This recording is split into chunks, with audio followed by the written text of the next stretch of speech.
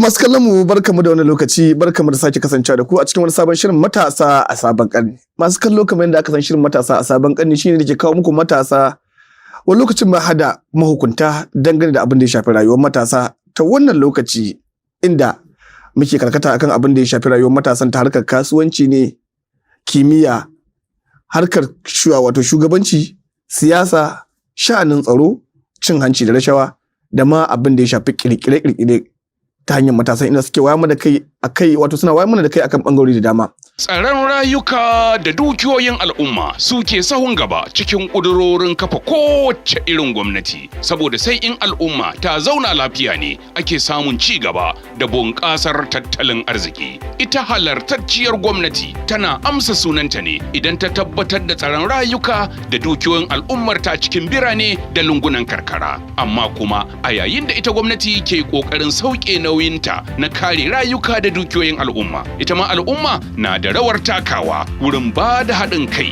da tona asirin masu laifi da mugun nufi a cikin al'umma.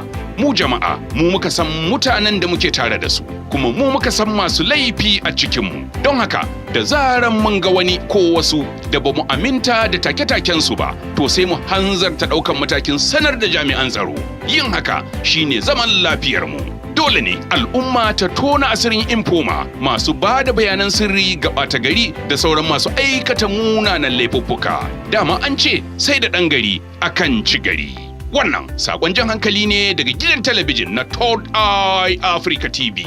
Ban kaɗo ɓarna don kare mutuncin ƙasa.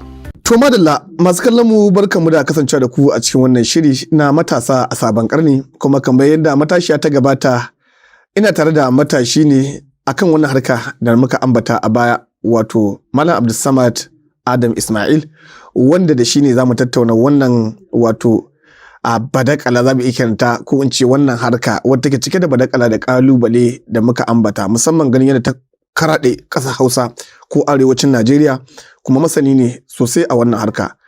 Malam Abdulsamad, barka da kasancewa da kai. Malam Abubakar, barka ne.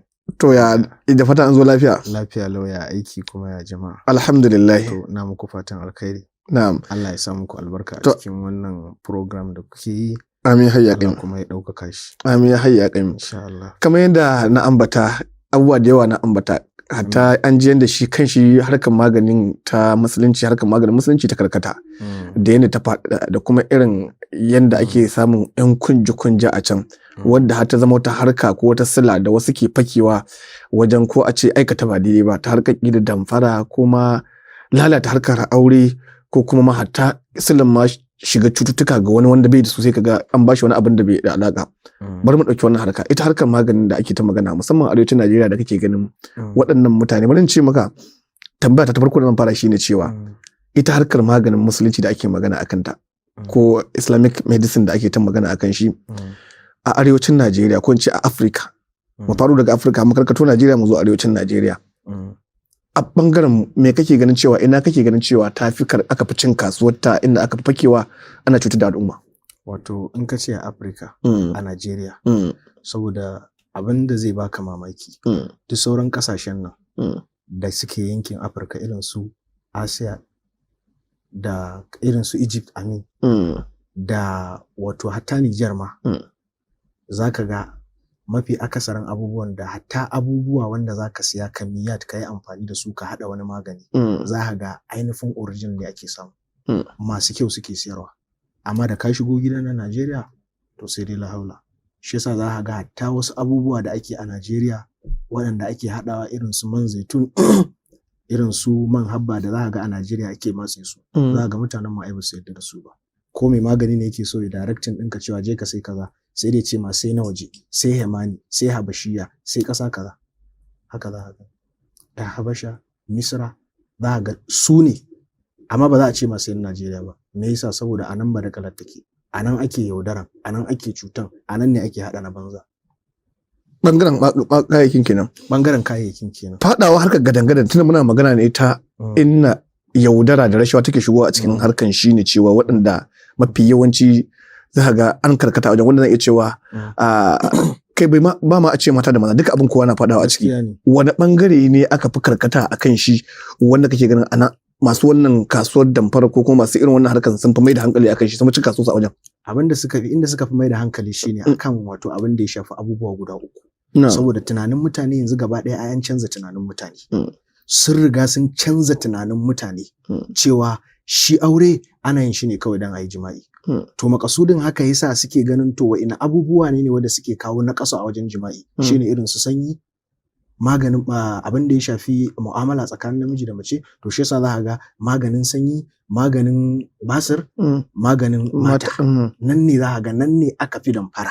Me yasa ake yin damfara? Malam Abu, dole za a yi damfara. Because abin da yake faruwa shine mutum ne wanda ya yi tunani ya rasa wace sana'a zai yi kawai. Ya kasa samun wace sana'a zai, sai ya ga bari ya shiga tunda ana samun kuɗi, to bari ya shiga wannan harka. To mutum ne ya shiga a harka kuma bai da ilimin ta. Ka gaya min zai yi ɓanna ko ba zai yi ɓanna ba. Kamar makaho ne a bashi mota a ce ja. Kaga an san dama an san dole zai yi ɓanna. To haka dole wanda bai san ta ban ya shiga ta ɓannan zai yi, ɓannan ma yake yi. Wasu na ganin cewa ku kanku waɗanda kuke wato maganin da ko an kashi Islamic medicine ko kuma magani na musulunci. Mana da saboda wasu na ganin cewa ai abu ne wanda in dai kai musulmi ne kawai ruwa ta sha za ka iya, kamar tunda ba harka bace ta ake zo a karanto a makaranta, ba wani mai bakin buɗe baki ya iya cewa wannan wani ya sani ne wani bai sani ba. Wallahi tafi komai wahala. Wallahi tallahi tafi kowace wahala karanta, tafi kowane. Ban san wani course da za ka ɗauka a jami'a ko a addini wanda za ka karanta wanda ya kai wahalar wannan ba. Saboda wato hatta kalmomin da ake amfani da su a wajen karance-karance da rubuce-rubucen da aka yi akwai garibat. Ma'ana kalmomi masu kamanceceniya da juna, sai ka yi wato ko karatu ko ilimin addini kake da shi, sai ka koma ka yi karatun likitancin. Shi ma hadisin annabi ya tabbata cewa dan an ce Islamic, an ce Islamic ma'ana musulunci ya zo da shi. So da haka annabi ne ya yi magana a kai. Hulba annabi ne ya ce ku nemi waraka daga hulba. Tana da tasiri da yawa. Da kun san tasirin da yake cikinta ko amfanin da yake cikinta, to da in an ce za a raka auna muku ita da zinari, ku biya da zinari za ku yi. To kai kuma sai ka zo ka shiga, ba ka karanta ba, wani ko iya baki bai iya haɗawa ba. Sannan ya shiga da sunan cewa shi musulmi ne. Amma ya manta cewa wa ya zo da abin. To tunda akwai wanda ya zo da abin, to dole akwai yanda ya zo da shi. Akwai tsarin da ya zo da shi. To wani tsari ya ce a yi, to shi wannan tsarin ba damuwan shi ba ne. Ya za a yi kawai a bashi kuɗin ya siyar. Shi yasa ana kashe mutane da yawa. Mutane suna samun matsala da yawa a wajen ba da maganin basir. Yanzu inda ka ɗauki maganin basir kaɗai, inda magungunan da ake badawa wanda mutane suke saidawa, yanzu ka shiga kasuwa kowa ya kunna speaker, mai maganin basir ne, ya ce da ka sha ya rantse da Allah, ya rantse da kaza, ka rabu da basir. Amma me matsalan? Ba za a warke ba. Wannan nakasu ne yake ba mu abin, yana mana ciwo. Me yasa? Yana ba addinin musulunci nakasu. Wanda ba musulmi ba idan ya zo aka ce mai wannan maganin musulunci ne, sai ce ƙarya ne. Kullum ana ta sha, gashi nan duk da mutanen garin nan sun warke. Inda wannan maganin kuke, da Allah waye ba nakasu? Ba musulmi ba? Me yasa ya bada nakasu? Jahilci. Annabi ya faɗa hadisi cewa duk wanda ya likitanci ba a san shi da likitanci ba kafin wannan lokacin, to idan yi kisa zai ɗauki hukuncin kisa. Ma'ana ka ba mutum magani baka sani ba, ka je ka kashe shi, to kai ma fa za a kashe ka ne. Ka yi kisan kai, ba kuskure ba ne. Bari ɗauko alaƙar da ake wanda a ƙa'idar ko da magungunan zamani da aka sani na asibitoci, musamman Afirka ɗin ma, mu dawo gida Najeriya. Da yawa marasa lafiya kan tafi kemis da sunan abin da suke so, saboda sun ji wani abu kaza. Ina so a bani maganin ban kawai filajin, ina jin ciki na ba kaza, ko ban abin nan a fardar saboda kaina na ciwo, ban kaza din nan kawai.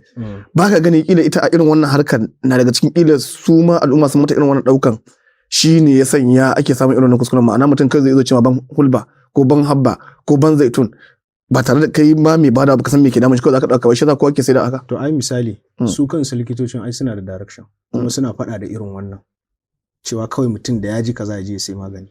Ai suna faɗa da irin wannan, kuma suna hanarwa, suna hani akan irin wannan. Duk wani magani da zaka bude ka sha a takardar shi sai an karanta ma cewa wannan magani daga suwane ne, physician ne ko chemistry ne suka yi shi ko wane ne. Ana baka dama ka tuntubi likita kafin ka yi amfani da wannan maganin. To ita hulbawa ya ce amfani da ita.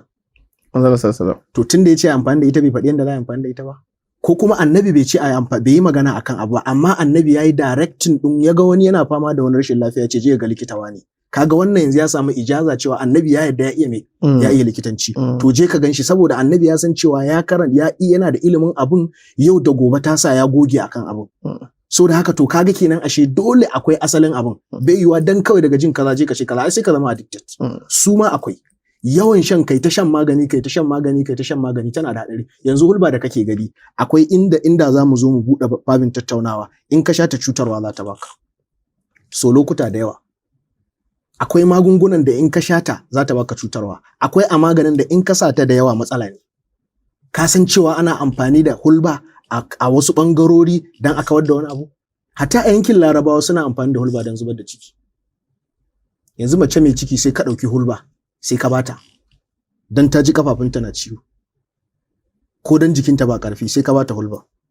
sai cikin ya zube kai banna ko baka banna ba amma kaga baka san wannan ilimin mutum bai san wannan ilimin ba kawai haka nan yazo ya hawa abin yake mu kuma maganin da kai wanda fi shahara yanzu inda shine zaka cewa kusan abin takeice ko ya karkata akai wanda ana maganan cewa nan din ma akan samu cututtuka da dama musamman maganin sanyi masu sha suna komawa suna samun waraka akwai wani harka da ake bi ne ko wani abu da ake hada da shi da ake samun wannan ake lafa sai mutum ya tani ya samu sauki ko kuma a'a lalle maganin da ake wada ai an canza tunanin mutane ne ba san menene sanyin ba shine ai wani symbol aka dora mutane guda biyu ko wani sharadi aka dora mutane guda biyu kana shan wannan maganin zai sa kai yawan fitsari zai sa ka ga fitsarin ka ya canza da ka sha citta to za ta saka ka rika yawan fitsari saboda tana da tasiri asali in muka zo muka dauko tarihin ta ita ma ba ta a Najeriya zuwa aka da ita da ka sha kanunfari kamar yanda babu shi ma a Najeriya zuwa aka da shi to da ka hada wayannan abubuwan ka sha ai su ne ake hadawa a ce maganin sanyi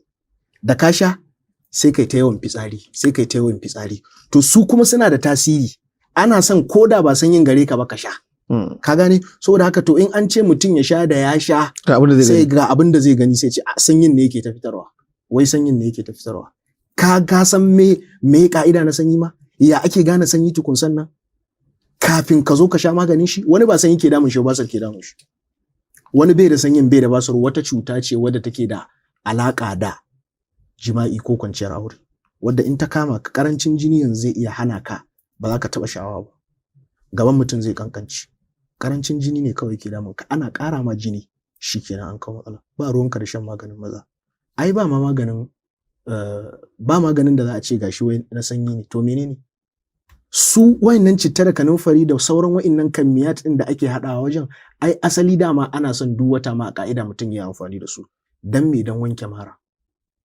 saboda dattin da take tarawa ba ma kaman akasari a wajen ɗa namiji tunda shi bai da wata hanya da yake flush out na wata cuta ko wani mataccen jini shi yasa aka kawo ma wannan kuma da bayan mata da ita ita suna bayan mata shi yasa za a ga ai bai fi yawa a bangaren su su in ka ga mace da sanyi mafi akasari za ka ga wato public toilet ne ko kuma miji ne ya dauko ya bata tare da cewa su ma a bangaren su an lalata abin matsalan aljani ma ta ita ce tafi tasiri a wajen kawo cutar sanyi ya ishi misali wata ta fi shekara 10 tana zuwa tana ganin likitocin ma'aurata amma har yanzu sanyi na damunta an ce gabanta yana tsatsagewa yana fitar da farin ruwa in ana saduwa da ita na jin zafi sanyi ne abin da yasa Hausawa sun lalace lokacin da matsalan ta ji wannan matsalan ba wanda za ta tattauna da shi sai kawarta kin ji abin da yake damuna wallahi sanyi ne ke damunki ita fa ta zama likita daga nan kujerar ɗakin mijinta ta zama likita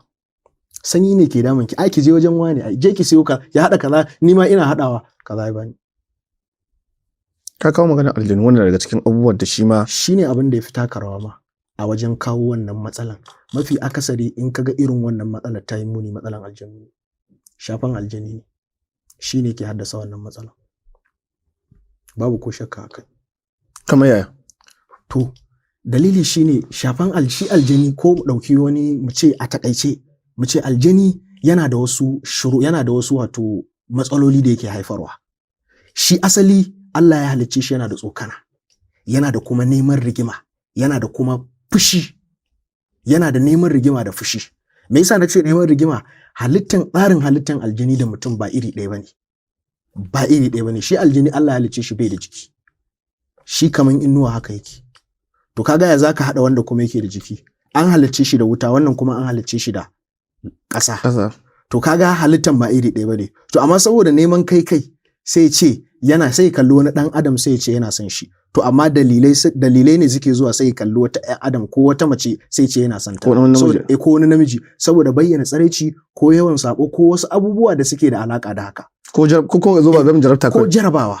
Ai shi yasa nace ko wasu abubuwa da suke da alaka da haka, ma'ana jarabawa sai ta sa kawai aljini sai ya kama mutum. To idan ya kama mace misali, to zai yi tunani menene zai fara sa mata, wani side effect ne wanda zai sa mata za ta zama abin kyama a mijinta, dan shi ya rika samun dama sai ya rika zuwa mata a mafarki, ka gane, to sai ya je ya haddasa wannan. Kaga in ya haddasa wannan ai shi yayi wani kishi ne, ya haddasa wayannan matsalolin ne dan ya barranta ta da ko nisan ta mijinta ba zai iya saduwa da ita ba. Wanda kuma ta aure fa, wadda ba ta yi aure ba ya sa mutane su kyamace ta, ko ya sa mata ita damuwa, ko da cire mata sha'awar yin auren da zumman cewa ya aure ta. To su ma a bangaren su fa ba wani abu yake zuwa ya sa ba, a'a su duniyan su in ka dauki duniyan suna da technology din da ya wuce na mutum. Duk wani abu da ka sani aljanu sun fara shi kafin mutum, hatta mota. Ni aljani ma ya gaya min cewa suna hawa motar zinari. Sannan an hada wani bincike a ƙasar Misra, saboda ka san nan ne aljanu suka fi tasiri, shi yasa sun fi kowa matsalan aljani da matsalan sihiri. Duk duniya sun fi kowa wannan matsalan. Ƙasar Masar sun fi kowa wannan matsalan, shi yasa sun fi kowa wannan maganin. To suna da wannan technology din. Shi yasa idan ka binciki tarihi zaka ji labarin jirgin ruwa ya bace a cikin teku, an yi sati ko an yi wani shekara 10 ba a gan shi ba. Sai ka ji kuma an ga mutanen sun bayyana. Mutanen mu yanzu kana gaya masa wannan sai su ce babu, ana yi. Aljanu ne su ma, abin da yasa tunda babansu ya tura su ko mai gidansu ya tura su ku je ku halakar da dan adam, to sun yi bincike sun gano ya za su halakar da dan adam. Saboda haka sai su rika zuwa suna kwasan mutane suna yayyanka su yanka su ga wace jijiya da wace jijiya ce wadda in an taba zai daina magana. Saboda haka anan da boka ya ce aje a sa shi ya daina magana, da ya je jijiyan kawai zai taba ba kawai. Boka masu ta'ammali da aljanu, masu ta'ammali da su. Shi amfanin ya je ya koyi likitancin kenan. Shi aljani. Duk da su ma sun rabu kashi biyu, akwai mutanen kirki, akwai inda ba mutanen kirki ba. To waɗanda suke ba mutanen kirkin ba suna koyon wannan, to wace jijiya ce da ya taba? Akwai na kirki ko in an ce mutum an dawo jinsu muke, akwai na kirki ko? Akwai na kirki. Yawa, kamar inda ka sani akwai na kirki, akwai na banza a cikin su. Akwai wanda suke musulmai, suna bin shari'o'in musulunci, suna bin ka'idojin musulunci, kuma sai da su zalunci ba su ma a cikin su. In ma sun yi, suna da shugabanni da mahukunta da za su hukunta su. To akwai wanda kuma suka bijire, wanda za su tashi su je wajen bokan. To su ne suke haddasa irin wannan matsalolin. Sai ka ji an ce sanyi. Ai kaza ne. Hatta a cikin mazan kuma basir ya fi sanyi kawo matsalan aure sama da so kashi 100, kashi 99 sanyi ne ya dauki ɗaya. Amma basir ya fi illa kake so ka ce? Ya fi illa. Shi ne illan ma kashi 99 sanyi ne ya dauki ɗaya. Basir ba? Ya fi illa kashi 99 sanyi ne ya dauki ɗaya. Sanyi ma bai iya haddasa matsalar rashin iya saduwa, sai dai ya fitar da matsaloli na zahiri idan sanyin ne. Wannan shi ne a takaice. Kai magana abinda muka mai da hankali akan shi ne duk wannan wurin zuwan shi ne cewa hanya ta damfara da aka maida da kuma yaudara a tsakanin al'umma, musamman a wannan karni da ake ganin cewa ya kamata a ce yanzu ila an tashi daga inda ake, baka ganin kila bangaren waɗanda suke tunna ilimi ne wanda yake sai da ilimin sun ki zamananta ko kuma dawo da shi tsarin da ya kamata ya zama daidai da tunanin wato wannan zamani, shi yasa har yanzu ake je iya ko kuma ya zama harka da ake damfarar mutane. Ma'ana kamar yadda likitoci za su tsara kaza ya zama cewa akwai hanyar wayar da kai, akwai hanyar kaza da kuma bayanai da gwaje-gwaje, abin da ila aka rasa ki na bangaren ila magungunan musulunci, shi yasa ake yin abu da. To ta wani bangaren ka iya cewa haka ne, ta wani bangaren ka iya cewa to kuma su mutanen ne sun raina abin, ba su ɗauke shi da muhimmanci ba. Amma akwai ƙasashen da ai irin wannan likitancin na musulunci kan tsarin shi suke. Idan ka je za a ce ma wannan asibitin na musulunci ne, kawai yana tattauna duk abin da ya shafi maganin da za a baka na musulunci ne, wannan ko maganin da za a baka gargajiya ce ta bature ko gargajiya ce ta ƙasar. Dan ko ina da ka sani gargajiyarsu suke. Bature da ka sani shi ma gargajiyan yankin shi ne, su ma yanki ne shi. To ina tambaya me bambancin maganin baturen me bambanta maganin na baturen da ake magana da kuma shi kanshi na musulunci, me bambancin su? To bambancin su a fili yake. Idan aka ce maganin musulunci kamar yadda na faɗa a farko shine maganin da aka samu nassi wanda annabi ya ce ku yi amfani da shi. To ya zama na musulunci. Habbatu sauda, hulba da sauransu. Can akasin musulmi ba su amfani da shi kenan? Za su iya amfani da shi amma mu za a kira shi da na musulunci ne saboda musuluncin ya zo da shi. Annabin da ya zo da musuluncin shi ya magana akan wannan ko ya ce je ka gawa ne. To su kuma in ka ce maganin bature to ya danganta da inda aka yi maganin. Wace ƙasa aka yi maganin to gargajiyan wannan ƙasan ne. Gargajiyar su ce suka yi amfani da ita. Ko ina kuma suna gargajiyar su za ga maganin baturen ma kala-kala ne. Gargajiyan yanki-yanki ce. To gargajiyan ta ce suka ɗauka sai suka zamanantar da ita. Suka yi mata tsari da ƙa'ida kuma suke bin tsarin da ƙa'ida. To mu abin da ya kawo na ƙasu kenan a cikin na musuluncin kamar yadda ka faɗa. Zamanantarwa kenan. Zamanantar da daidai wannan zamanin da ake. Shi yasa. Har yasa wasu ɓata gari suka shigo. To kaji bambancin na musulunci da na me da na gargajiya. Kaga a nan kenan za mu fahimci akwai bambanci mai girman gaske. Wannan musulunci ya zo da shi. Wanda musulunci ya ambata ya ambata wanda kuma musulunci bai ambata ba to wannan gargajiya ce ta yankin wannan wajen ta wasu mutane gargajiya ce ta wasu mutane wannan shine mun yi maganan samun baraka tsakanin wato hatta mutuwa aure da ake ganin ta yawaita a arewacin Najeriya wanda mutuwa aure ko shakka babu na daga cikin abin da ke ƙara ta'azzara matsalar tsaro ma'ana yaro ya tashi ba gaban iyayen shi guda biyu ba ko tashi a matsayin an rike shi a wani wajen da aka gallaza mishi ko rashin kulawa saboda wani abin nan ba a samu ga wannan rashin tausayin a cikin zuciyar shi gashin wanda daga cikin dama masana nuna cewa daga cikin alaka da matsalar tsaron da ake fuskanta saboda rashin ki samu kyakkyawar tarbiyya ko kulawa ilimi da wani abu makamancin waɗannan ba ta ina wannan yake da alaka da mace-macen auren da ake samu wannan harkar da kake cewa an shigo da ita kuma tana yawan raba aure din tana raba aure a fannoni da dama misali wasu da yawa za ka yi fira da su mu da muke cikin wannan harkan muna samun client sai zo ya same ka ya ce ma ya rabu da matar shi ne saboda bai iya saduwa da ita ko kuma ba ta iya biya mai bukatan shi saboda tana da wata cuta wani kuma zai zo ya ce ma wani ya samu wani yana bibiyan matar shi wasu suna amfani da irin wannan damar su rika bibiyan mata wani zai ce sai kin kashe aurenki zan baki magani wani zai ce bakin aljani gare ki sai na kwanta da ke zan raba ki da shi to ka gaya min macen da kake aura ka gano wannan matsala ta ita zaka ci gaba da zama da ita kaga kenan ashe tana kashe aure da yawa wata ma za ta zo ta shawo magani na fitan hankali na mata sai an shiryo ta daga gida so da haka mijin ba zai iya gamsar da ita daga nan saboda an shiryo ta fita akan fitiranta so da haka daga nan zai fitan mata a rai so da tunaninta kafin ta zo dan me fi da haka za ta ga abin da ya fi haka za ta ga abin da ya fi haka to ta zo bata gani ba saboda haka tunaninta ta fara bin maza ko ta kashe auren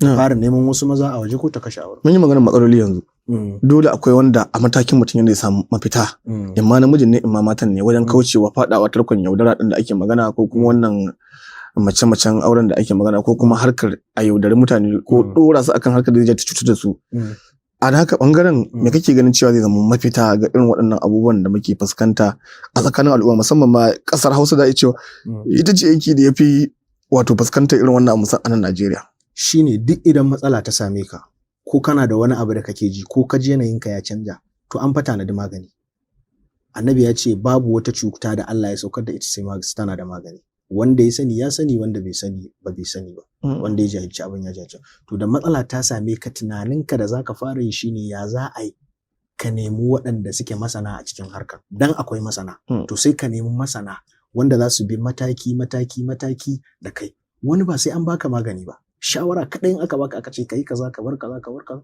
sai ga matsalan ka ta warke so da haka shine matakin da mutum zai fara yi shine ya nemi masani akan abin da ke damun shi kamar yanda mutane su koma cikin hankalinsu kamar yanda idan mutum zai yi gini ba zai je ya ɗauko bakanikin mota ba ko zai je ɗauko bakanikin mota mutumin da zai gina gida ko mutumin da zai yi mai gyaran mota sai je ya ɗauko bakaniki injiniya mai gina gida kaga ba zai yiwu ba to shine kawai abin da ya kamata mutane su koma idan matsala ta faru ka san ka nemi masu ilimin abu waɗanda suka san abin amma neman ka ce in kana neman sauki ko kana neman abu a gaggauce to nan matsala za ta faru daga nan sai ka faɗa hannun wayanda suke sai dai la haula sai su ta karɓar kuɗin ka kuma a ƙarshe ka kasa samun natijar abin da kake nema ko kila ba ka je wani abin ya shiga ai dole ka'idan magani dama in dai ka sha shi ka ci gaba da shan magani ba kana aka baka maganin ba cutar da kake da ita ba to ai zai haifar da wata matsala shi ne mafi sauki ya haifar da wata matsala kamar yadda a farko ai na gaya ma cewa akwai abubuwan da in kai amfani da su kaɗai ko tsoron su ko ka kuskure ma amfani da su daidai to matsala za su haifar. Wasu mahukuntan jihohi zance mahukuntan jihohin sun taka wannan harkar birki sosai wajen kila hata masu yi a cikin gari din da masu waɗanda aka san ana sa musu ido sosai. Kana ganin wannan ya isa mataki da zai iya dakile wannan harka ta cuwa-cuwa da ake da kuma cutar da al'umma? To zai iya dakilewa amma dai ba 100% ba. Ya kamata ai duk wanda haga ya fito ya ce shine mai magani kaza ai hukuma ta kira shi. Kamar yadda ai na san cewa a bangaren likitanci akwai haka ko? Sai an tantance mutum. Sai an tantance to shi ma a kira mutum a tantance shi kai da kace tunda da al'umma da lafiya da rayuwa kake da alaka. Rayuwa sai a al'umma. kira ka a ce kai da kace kaza da me kake takama da shi. A ina ka koya? Hujjoji. Wuce hujjoji a ina ka karanto? Bayan ka karanto waye ka je ya koya ma? Ko ka karanto din sai ka je ka koya. Sai ka koya dole ne. Akwai na sha ganin wani lokacin ana hada magani in an hada magani sai a ce wannan guba ne. In kai amfani da shi kadai wannan guba ne.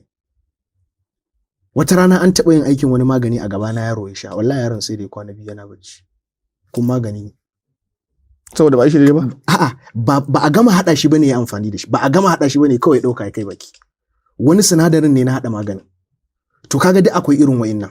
Akwai abin da in ka sha yana samun ma da wani tasiri ne a cikin jikinka zai iya ya kashe wancan cuta amma kuma sai ya kawo wata cutar in ka sha shi tsoron shi kadai to me matakin shine ai wato ka koyi ko ka sanya komi ya za ka yi amfani da shi ko menene ya za ka yi amfani da shi so da haka to wannan matakin ta wani bangare zai iya yin tasiri ta wani bangare kuma matakin da ya kamata a ɗauka shine ai duk wanda ya fito sai a zaunar da shi a tantance shi wani zo in kashe ka ba zai iya rubuta ma ba amma mai magani ne dakta ne daktawa ne har ma ya sa ma kanshi suna dakta.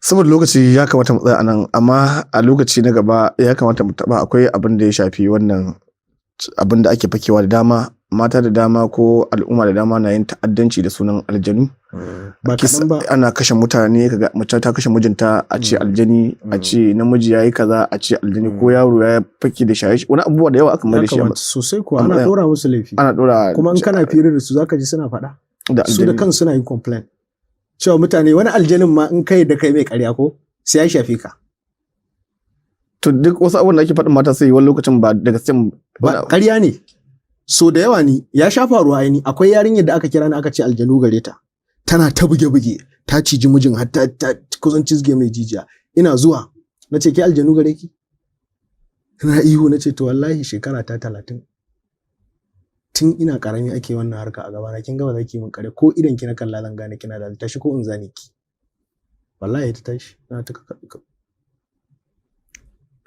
da yawa da shi ma daga cikin wannan da yawa wani ya taba dauko katako biyu yana ta bugun mutane aka ce aljanu gare shi ana kawo shi tunda naji an ce katako dauka ni ma sai na samu bulala tunda aljanu gare na ci gaba da zane shi sai ce wallahi daga baya sai zo yana bayani ce wallahi ba aljanu bane kawai laifi aka mai bata mai rai aka amma aljanun su ma bangaren nasu in aka dauki duniyar su fa wata duniya ce mai fadin gaske wanda suna yin abinda ya wuce hankalin dan adam na wannan zamanin kamar yadda faɗa za mu tsaya a nan ya kamata a tattauna a lokaci na gaba za mu tattauna wannan matsala insha Allah idan lokaci ya bamu dama lokaci za mu ƙara gayyatar wato Malam Abdul Samad masu kallon mu da fatan kun ji daɗin kasancewa da mu kuma da muna godiya kuma da fatan za mu kasance da kai a lokaci na gaba insha Allah ta'ala a madadin shi da kuma abokan aiki wanda suka taimaka shirin na matasa a sabon karni ya kawo gare ku suna Abubakar Adam Funtuwa nake cewa ku ci gaba da kasancewa da gidan talabijin na Todd ITV Africa da kuma kafafen sada zumuntan mu na wannan tasha ta wato Todd ITV Africa da muke kawo muku sauran shirye-shiryen da muke gudanarwa na bakku lafiya bisalam